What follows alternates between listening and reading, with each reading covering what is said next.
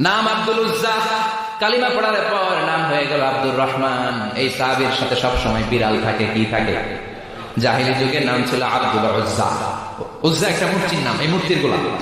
ইসলাম ধর্ম গ্রহণের পরে নাম রাখলো আব্দুর রহমান। কার গোলাম? জোরে বলে। আব্দুর রহমান হওয়ার পরে এই সাহাবা সব সময় বিড়াল নিয়ে ঘুরে। মসজিদে আসলেও কাঁধে বিড়াল, মাঝে মাঝে জামার আস্তিনের ভিতরে বিড়াল, মাঝে মাঝে পকেটে বিড়াল লইয়া নামাজ পড়ে। সুবহানাল্লাহ।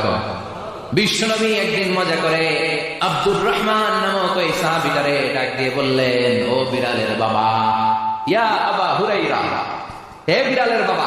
সুবহানাল্লাহ পড়ে। আবু হুরায়রা কয়, বিশ্বনবী বলছে বিড়ালের বাবা।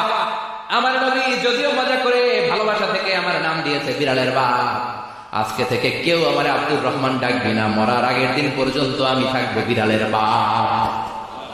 বিড়ালের বাবা কিসের বাবা? সুবহানাল্লাহ, কি ভালোবাসা।